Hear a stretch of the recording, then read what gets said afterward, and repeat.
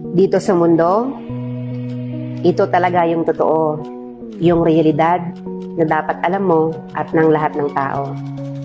Naparito kang hubad, aalis kang nakahubad. Dumating kang nangihina, lilisan kang mahina. Iniluwal kang walang salapi at mga bagay, maglalaho kang walang salapi at mga bagay. Ang una mong paligo, may naghugas sa iyo. Ang huli mong paligo, may maghuhugas sa iyo.